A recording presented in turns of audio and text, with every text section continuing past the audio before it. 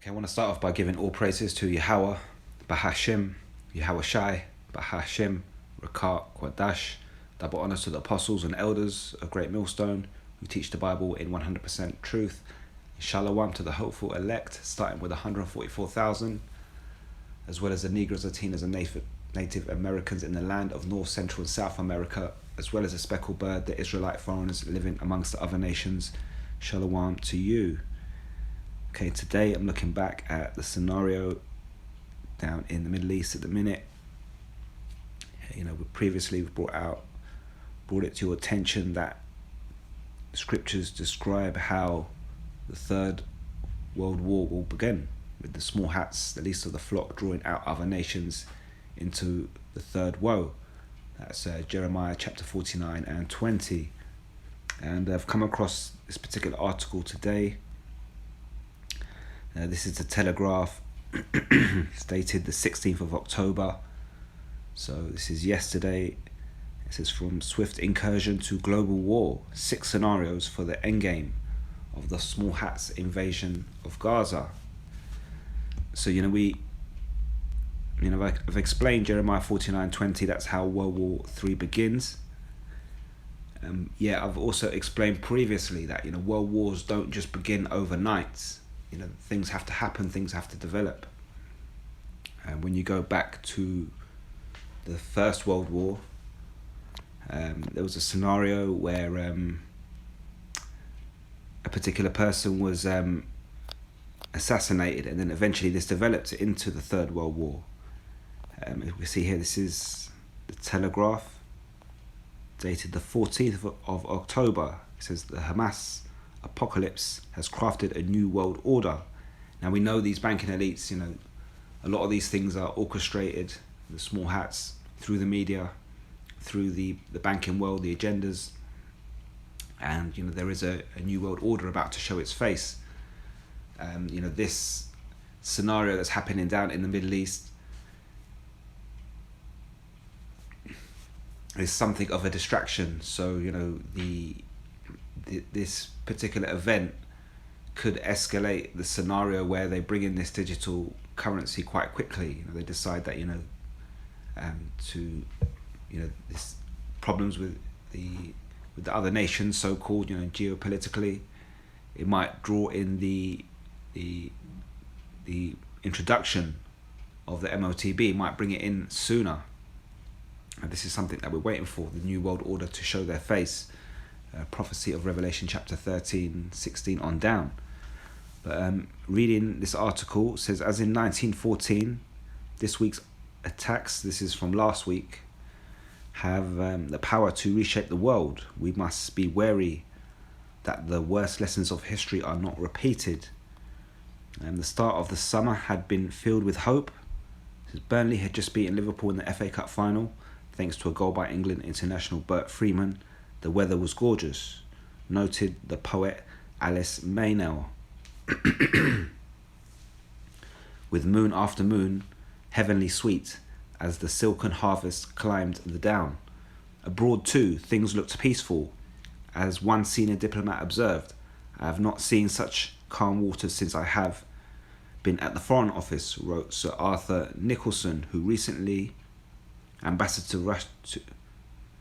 until recently ambassador to Russia and now permanent Under Secretary for Foreign Affairs. It was May 1914. So what this article is doing is painting a picture of the summer of May 1914, and everything was calm. And this particular person, Sir Arthur Nicholson, came out and said, I have never seen such calm waters in foreign affairs before. It goes on to say, within a few weeks, the idyllic days and calm waters had vanished following assassination of Franz Ferdinand in Sarajevo. The decisions made in the weeks that followed changed the world forever. Soon all of Europe was at war, spilling over into Asia and Africa not long after. Within 4 years, millions were dead, with many more wounded. Russia was gripped by revolution and a spiral towards communist authoritarianism.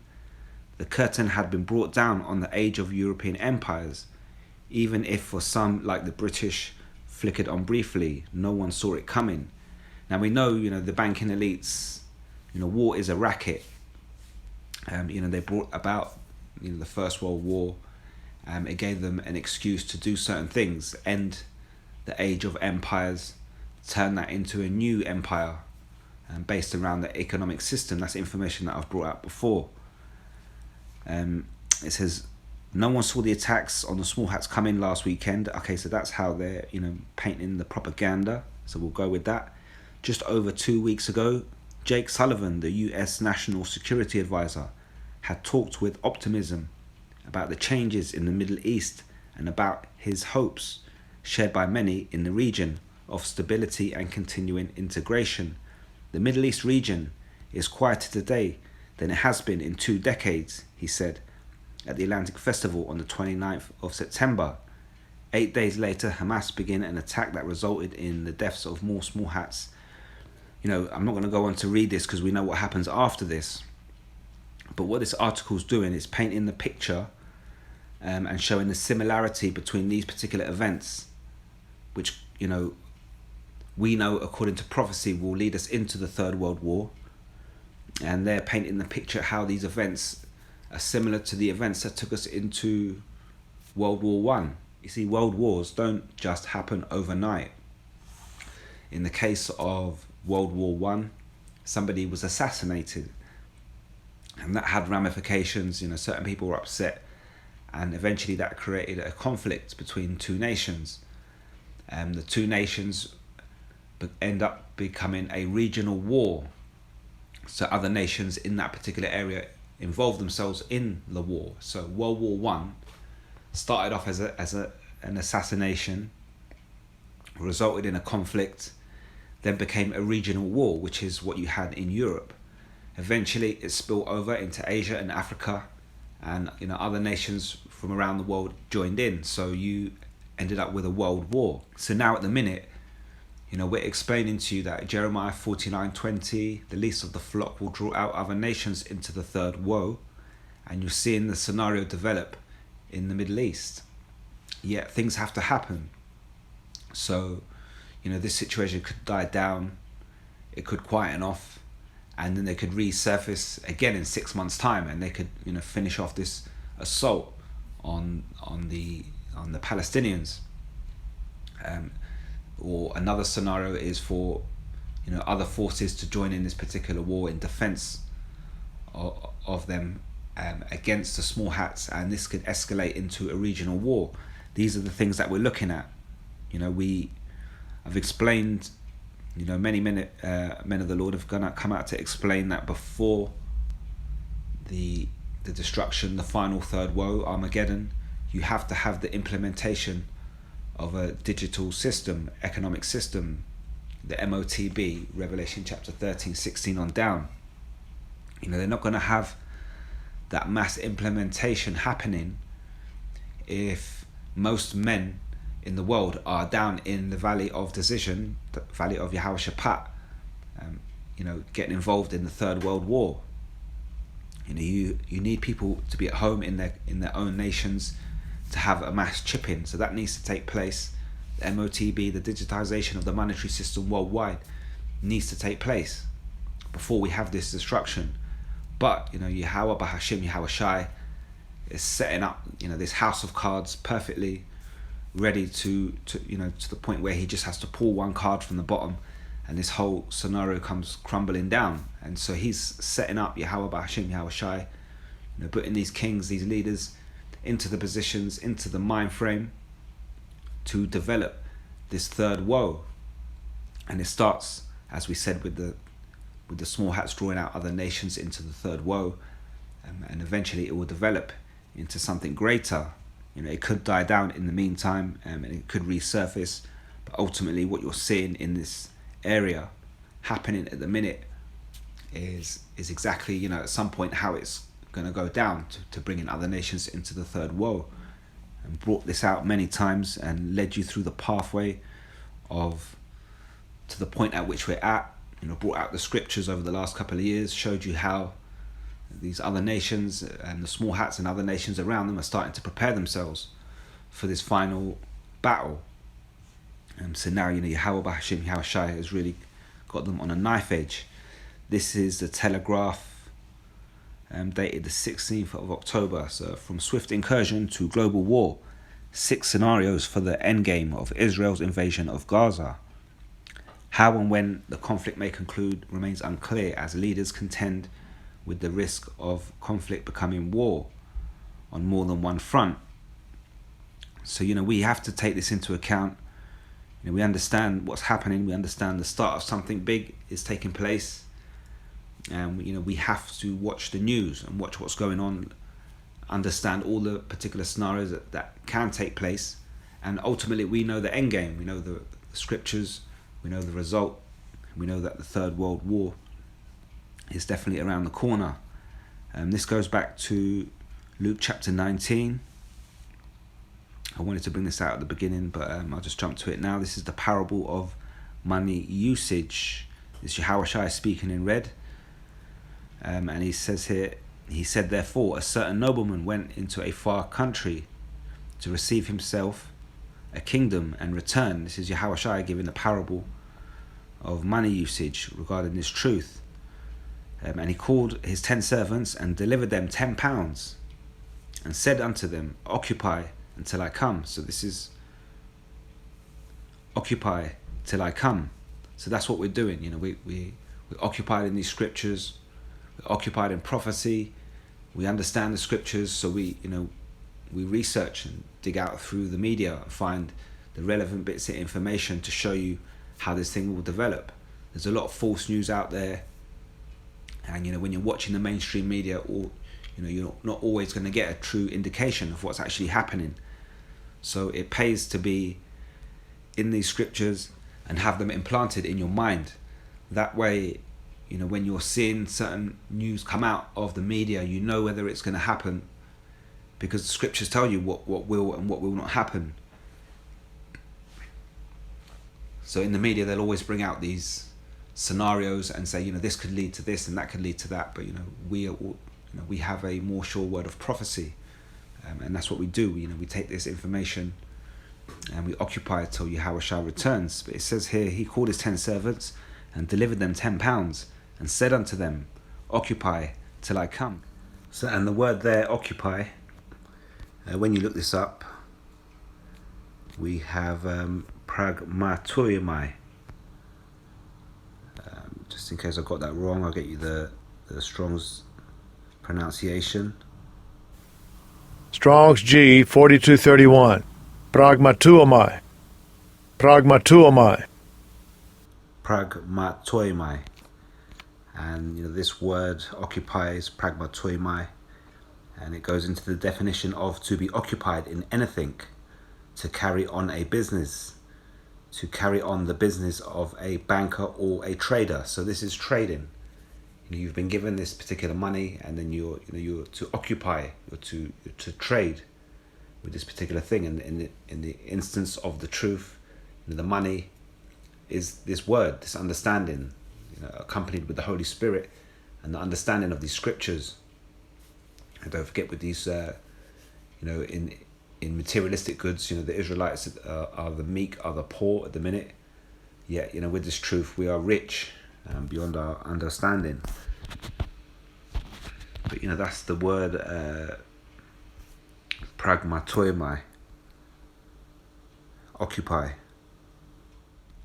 But his citizens hated him and sent a message after him, saying, we will not have this man to reign over us. And it came to pass that when he returned, having received the kingdom, because there was doubt as to whether he would even return. He'd given his £10 or his truth and knowledge to his 3 servants, and he said, occupy until I come. And there was doubt as to whether he would return. It says, then he commanded these servants to be called unto him, to whom he had given the money, that he might know how much every man had gained by trading. And so that's what it is. We take this truth, we take the understanding through the Holy Scripture, through the Holy Spirit, through the understanding of the media, and then we relay this information to you. It doesn't really matter how many people take it on board. Our job is to trade this information and try to activate the elect. We speak this word to activate the elect who will then, receive this understanding, call on the name Yahweh Bahashim Yahweh Shai, and grow in this truth between now and the day Yahweh Bahashim Yahweh Shai returns. And that is considered us trading.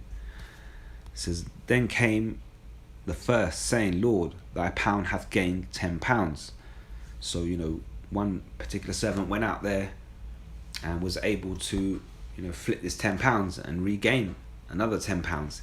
It says, and then he said unto him, well, thou good servant, because thou hast been faithful in a very little, have thou authority over 10 cities. Because, it seemed like this particular master wouldn't return. You could have just sat back on that 10 pounds and done nothing, but yet you still went out there in the faith that I would return. You've taken this truth out there, you've managed to flip it, you've spoken the word, and through it, a certain amount of members of the elect have heard this word and are now calling on Yahweh Bahashim Yahweh Shai. And the second came, saying, Lord, thy pound hath gained 5 pounds.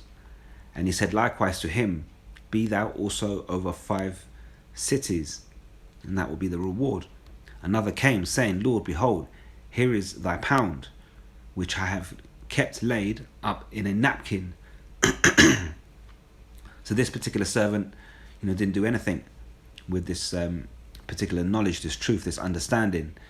In the terms of the parable, it's the usage of the money. It says, for I feared thee, because thou art an austere man. Thou takest up that thou layest not down, and reapest that thou did not sow. So, this servant was so scared to try and flip the money and lose it, that he thought better that I just lay it up in a napkin and keep it nice and safe till the master returns. But when the master returns, he's looking at it like, that's, what have you done with my, I asked you to trade it, I asked you to try and flip it, at least make an attempt. And he saith unto him, out of thine own mouth will I judge thee, thou wicked servant. Thou knewest that I was an austere man, taking up that I laid not down, and reaping that I did not sow. Wherefore then gavest not thou my money into the bank, that at my coming I might have required mine own with usury? You could have at least put it in the bank and gained some interest out of it, and made, you could have even done it that way and just kept it safe, made interest, and come back. There could have been a profit. And the usury in the elect, the bottom line is Yahweh Bahashim Yahweh Shai is going to deliver a certain number of people of the nation of Israel. These are the elect, the 144,000 and the members of the elect. That's going to happen. So scriptures speak of the foolishness of preaching, which is what we're doing. We come out here to speak this word, to activate the minds of the members of the elect. And really this is all a foolish process, because the Lord's going to do it anyway. No one man can give all the information and truth and understanding of these scriptures to one particular student. That student sometimes have to go to 3 or 4 different teachers who are all speaking truth to get different viewpoints on the same thing to help with the understanding. So ultimately scriptures speak of the foolishness of preaching, yet this is the process that Yahweh Bahashim Yahweh Shai wants us to go through. Take this truth, trade it, and try and turn it into something. And so this usury, the Lord wants to gain, and so the fact that we're out here beforehand, before the return of Yahweh Shai, we're giving the truth to these members of the elect, and they grow. That's the usury. They grow with interest. So there is a profit within their mind of this whole understanding of the truth. So once Yahweh Shai returns, he's not just finding his members of the elect. He's found them at different stages of understanding of who they are and this truth and these scriptures. So that is, they're ready to go.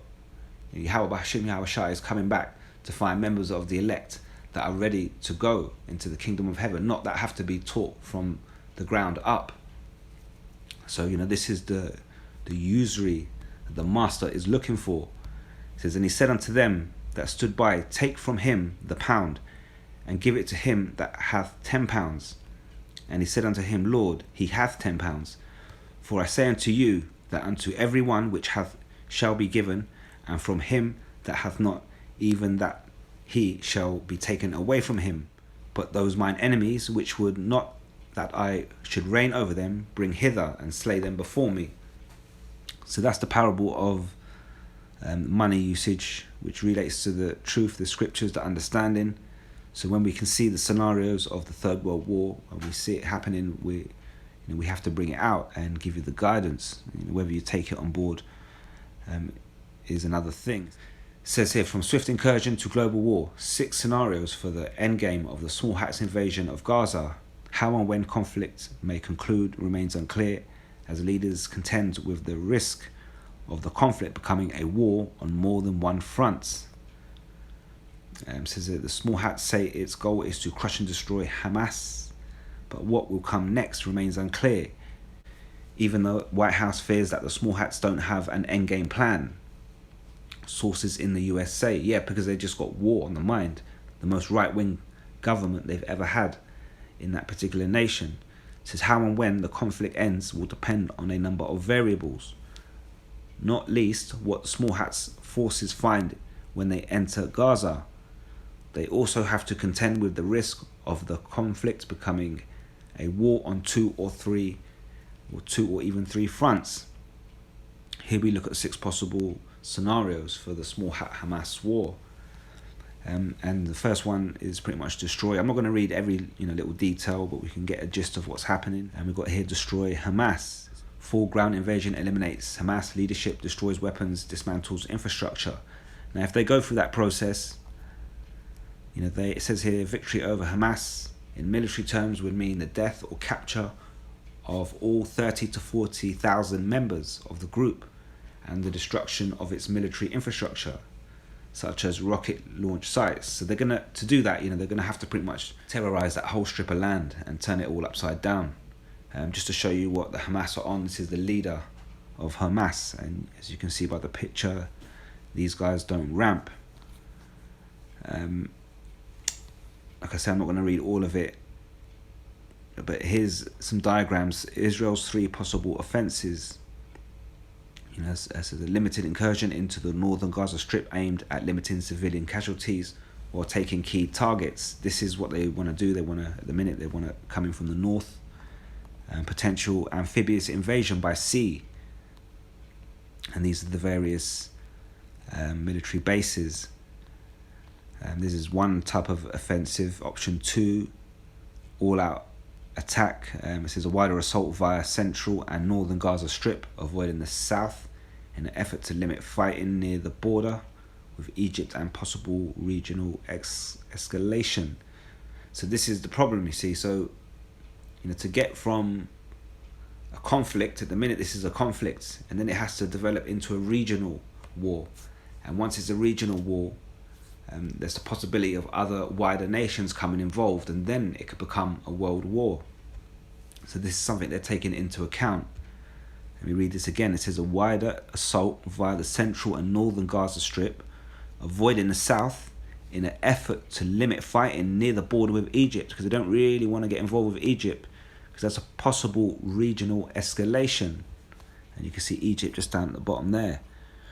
Offensive option 3, a multi-pronged assault targeting the entirety of the enclave, and that would put them fighting near the border to Egypt, which is a risk, and they'd have to go all out. And if they did this, there'd be a huge humanitarian uproar around the world.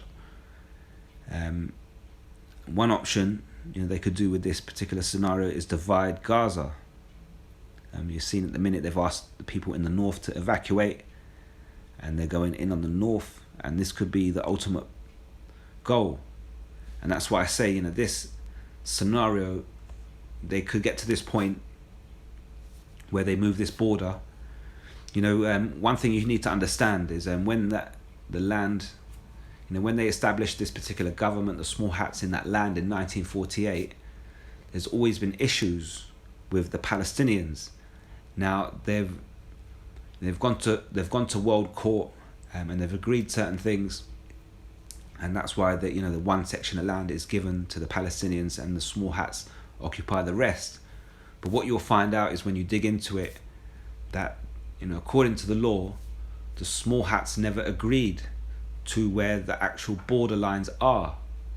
So for thus reason, they can move the borderline and they're not breaking a law. So that's why at the minute, they blame the so-called terrorist attack. It gives them an excuse to go in. That is them, buying a story. And then, ultimately they move the borders. And this is not an illegal thing because they never agreed to where the borders are in the first place. This is something that they've, kept secret and used over the last 75 years. Every time they attack this group of people or do this or do that, they change up the borders, and they can do it. So they're able to go in there at the minute and tell people in the north to evacuate. We're gonna bombard you with military firepower. They told the media we're doing it because we're under attack, and eventually they could just move the border, and legally, according to the International Court of Law, nothing can be done because they never agreed to one in the first place.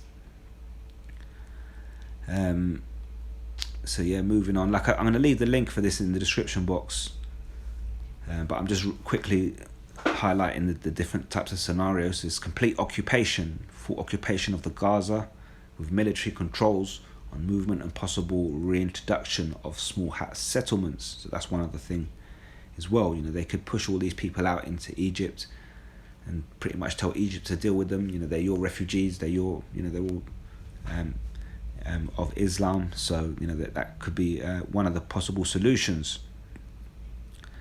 Going down a little bit further. So this is looking at the hostages. When you look at small hat hostages, and then you look at Palestinians held in with the small hats. So the small hats have 5,000 Palestinians as hostages, and the small hats, there are 200 small hats as hostages with the Palestinians. So these could be traded. It's something that you've seen in the past. Israeli forces push Hamas back into Gaza. So this is one particular scenario that they're looking into. I'm going to get to the detail at the bottom. So regional conflict. So at the minute we're seeing a conflict between Hamas and the small hats, and like I've just explained, to get to the point of where we get to a world war, it has to escalate into a regional conflict, and from a regional conflict into a world conflict. So as the article says, 6 possible scenarios out of this situation. Like I say, it could die down and it could resurface again in 6 months' time, or it could just stay on the offensive from now for another 6 months to a year before it develops into a regional conflict or a world conflict. And ultimately, the MOTB, the prophecy of Revelation 13:16 on down, the digitization of the MOTB, the monetary system, has to take place first. Regional conflicts. Iran's allies such as Hezbollah and Syria get drawn into a wider regional conflict with Israel, so this is an option. And so once that happens, it's really on for the small hats. It says Iran and its lead proxy group Hezbollah have threatened to join the war if a ground invasion occurs. Only the regime leaders in Tehran and Hassan Nasrallah, the leader of Hezbollah, will know for sure if this is a bluff. Hezbollah also has the presence in Syria, while some pro-Iran proxies in Iraq have also made threat to attack Israel this year. So, these smaller groups around the small hats have already got plans for 2023 to make attacks on these small hats. They've been doing it all year anyway. And now we're seeing a so-called escalation in events. We know that there's propaganda that, this could be something that's designed from within. And what it's doing is drawing out. The possibility is for it to draw out all these smaller groups of people into fighting against the small hats. It says here the rebel Houthi faction in Yemen, which is believed to possess medium-range missiles that could reach Israel, is also considered to be a proxy of Iran. So they're pretty much saying that all these groups around them, are proxies of Iran, because ultimately they're all of the Muslim faith.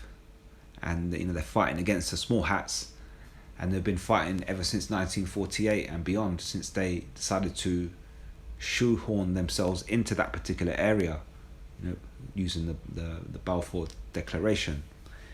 It says So yeah, these nations, these sort of smaller groups being proxies of Iran, says here that creates a risk of what the small hats call multi-front warfare, an event they have been warning about for years. Incoming missiles from Iraq, Syria, Lebanon, and perhaps even Yemen at the same time.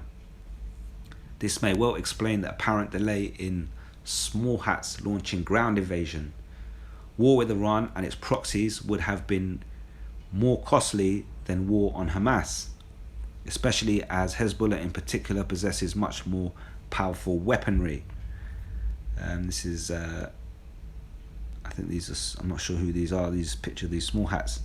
The prospect of regional escalation is clearly a concern, and Dr. Norman, American diplomacy, has been in full force with Arab partners this week to try to contain the conflict.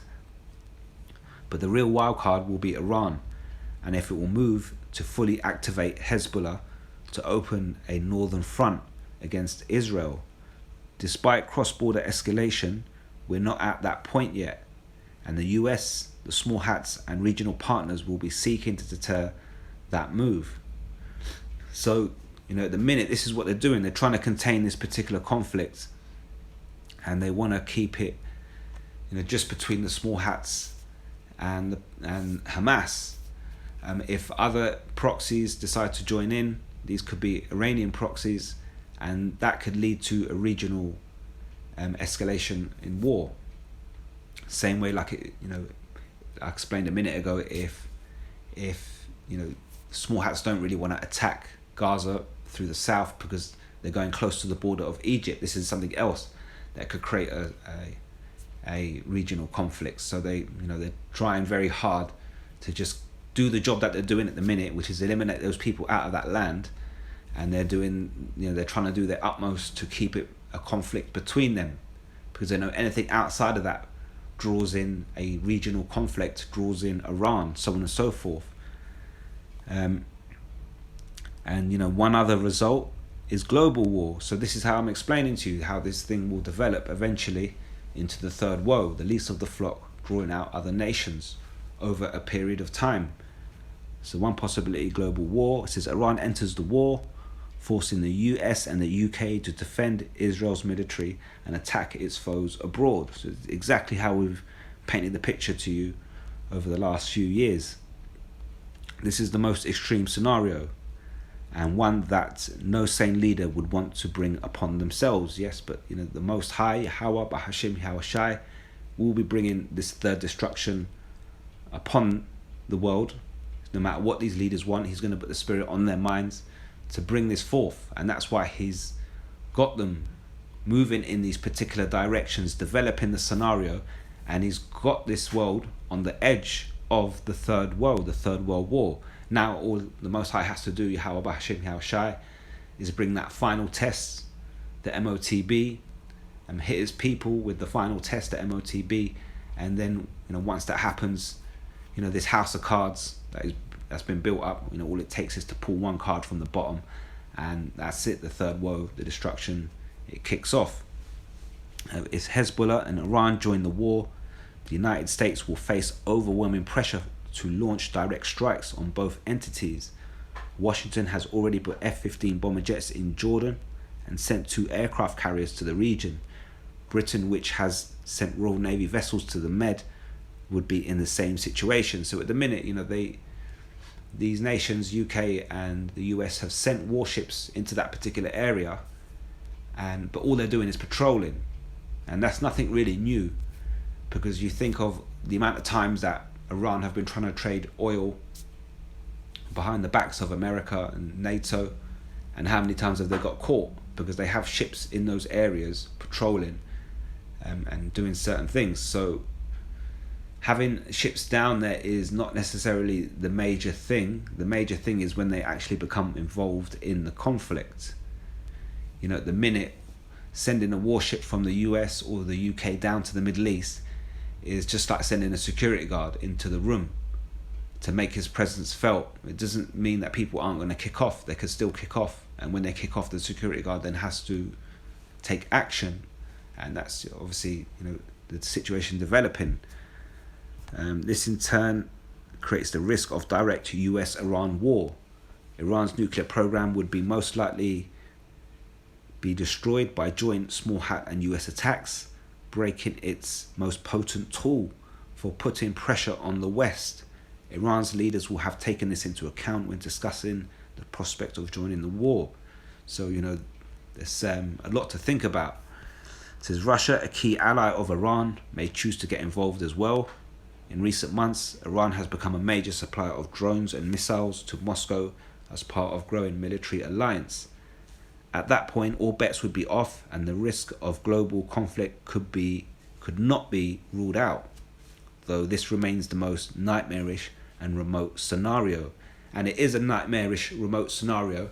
And what is the day of the Lord? It's a nightmarish and remote scenario. It's a scenario that doesn't take place every day. It's a one-off, and it's a nightmare scenario. The day of the Lord, the day of Yahweh, Bahashim, Yahweh Shai. And a lot of it centers around the destruction of World War III, which is what you're seeing develop here, which is being described as nightmarish and remote scenario. So, this is the escalation that we're going to see over the course of a period of time. Could be the next 6 months or over the next year. And, Lord willing, we'll see the fulfillment of the prophecy of Revelation 13 very soon, which definitely has to happen before this thing escalates into a world war. At the minute, it's a regional conflict. It has to develop into a regional war, and then eventually into a world war for it to actually be classified as a world war. Just like in World War I, it doesn't take place overnight. There's another article in the description box I'm going to leave. This is Qatar, Iran, Turkey and beyond. Hamas's network of allies. Since Hamas has maintained ties with several regional powers and organizations in the Middle East since its creation in 1987, whether it comes to financing, military aid, or ideological support, the Palestinian Islamist movement can count on several regional allies in its deadly fight with the small hats. So, they have backing, they can get backing. Where is it? After Hamas's attack on small hats on October the 7th, the countries and organizations that support the Palestinian Islamist movement are under scrutiny. Algeria, Iran, Sudan and Tunisia have openly expressed support for Hamas in recent days. Classified as terrorist organizations by United States and European Union and the small hats, Hamas has established strong links with several regional powers since its creation in 1987. It says whether from Doha, Tehran or Ankara, support for Hamas comes in various forms: economic, military and ideological. France 24 examines the movement's links with several foreign states. So, I'll leave the link for that one. It pretty much does what it says on the tin and tells you about their links with nations around them. And so this is the risk. This is what the small hats are trying not to do. They're trying not to get into that regional conflict. They're trying to keep it into just a conflict between them and Hamas. But Hamas are linked with a lot of nations around them, and notably, Iran. And if Hezbollah or one of these other Iranian proxies get involved, this is when Iran gets involved. When Iran gets involved, it's a big problem. And soon after that, we can see the Third World War coming. Before I go, this is Obadiah. Now, what I just described is the events leading you up until the Third World War, the Valley of Decision, Valley of Yehoshaphat in the Middle East, and the Battle of Armageddon, Mountain of Troops, and that's the Third Woe, the third destruction. This particular World War, the Third World War, it's going to develop like the First World War, but the pinnacle at which it reaches is a step above the previous two world wars. You had World War I and World War II, and after those particular world wars, you didn't have any particular land left uninhabitable from top to bottom, coast to coast. The Third World War is going to top the first two world wars, because you're going to have this Third World War taking place in the Middle East, and then you're going to have the use of nuclear ICBMs. And so once this war is taking place, some point all the nations that are down there in the Middle East, in the Levant, the Valley of Yahweh's decision. A lot of these nations are going to turn on America, even the allies of America, and they will turn and shoot nuclear ICBMs on America within an hour, as spoken of in Revelation chapter 18, and completely destroy it. So that is, one step beyond what we saw in World War One and World War Two, the actual annihilation of one particular nation, which is America, the whore that rides that beast. It says Obadiah 1:7, it says, all the men of thy confederacy have brought thee even to the border. The men that were at peace with thee have deceived thee and prevailed against thee. They that eat thy bread have laid a wound under thee. There is none understanding in him. And so, when you go back to the 6 scenarios, for example, America has allies which it will operate with and through the use of NATO and the EU around the world. And when it's, World War III starts, these people will go together as confederacies to fight this particular battle. And at some point, as is explained in Obadiah, it says, all the men of thy confederacy have brought thee even to the border. The men that were at peace with thee have deceived thee and prevailed against thee. And they that eat thy bread have laid a wound under thee. There is none understanding in them. And so they will all turn upon America at some point in World War III and shoot these ICBMs. The EU, who are confederate with the beast system, part of the beast system, working with America, the whore that rides the beast, they will turn against them. So this is like I say, World War III reaching one step higher than we did in World War One and Two. Before I go, this is 2nd Ezra chapter 15, starting at 28. Says, behold, a horrible vision, and the appearance thereof from the east. This is again going into the Third World War, where the nations of the dragons of Arabia shall come out with many chariots, and the multitude of them shall be carried as the wind upon the earth, that all they which hear them may fear and tremble. So this represents the Saudi Arabians coming out in the Third World War, the third destruction. They're part of that particular region. So at some point, they could be involved. Well, according to scriptures, they will be involved in this regional war. It says also the Carmanians, the Iranians, the Persians. You have the Persians who go from Iran all the way down to India. Obviously, when you get to India, you have Elamites as well. But this is talking about the Carmanians, the Persians, the Iranians. It says also the Carmanians raging in wrath shall go forth as the wild boars of the wood, and with great power shall they come and join battle with them, and shall waste a portion of the land of the Syrians. So again, this is all going into this regional war. We have to go from this conflict to this particular regional war. With Saudi Arabia and the Iranians, Carmanians, coming into battle, and going back to that. Was it this particular article here? You look at looking at this map here, right? You look at the red area. It says Hamas, backed by Iran. And when you look at the black, you're looking at the small hats. So at some point, scriptures are telling you that the Carmanians are going to come raging in wrath. And from the east side of this particular map, you have Saudi Arabia, the dragons, which will also come. This is all going into that regional conflict, which will ultimately eventually develop into the Third World War. And then shall the dragons have the upper hand, remembering their nature, described in the book of Genesis. The nature of the Ishmaelites is to be wild.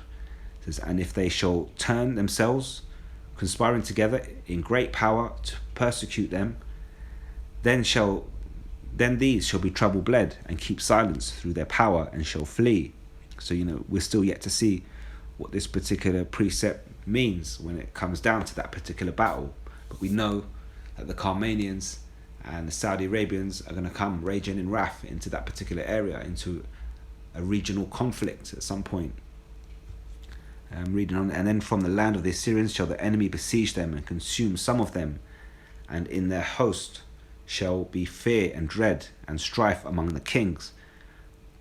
Behold, clouds from the east and from the north and up to unto the south, and they are very horrible to look upon, full of wrath and storms. This describes fighter jets coming into this particular area, into the valley of Yahweh's decision, the Levant, Middle East.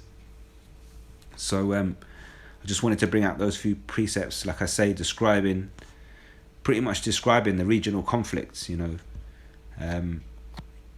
like I say, I'll put the link for these videos for this article in the description box. The possible scenarios for this conflict. For the conflict to turn into Third World War, it has to turn into a regional battle. Eventually, that will turn into a world war. Armenians are going to come raging in wrath, the Saudi Arabians, and this is all part of that regional battle. So, certain things have to take place, and a process has to be followed before it actually reaches to that full point of the Third World War. And I hope this is edifying, and I hope this gives you a little bit of understanding. And don't forget, in the meantime, we have to see the fulfillment of Revelation 13:16 on down, the digitization of the monetary system around the world, and everybody being asked to take a charagma under their skin, an incision, electronical device under the skin, in order to buy and sell. And that has to take place before this third woe. But we're seeing the third woe developing nicely. We're seeing, things being cooked. Yahweh Bahashim, Yahweh Shai is cooking it up and bringing it up to speed. So with that, I hope it was edifying. Until next time, I'm going to say all praises to Yahweh Bahashim, Yahweh Shai, Bahashim, Rakat, Kwadash. Until next time, Shalom.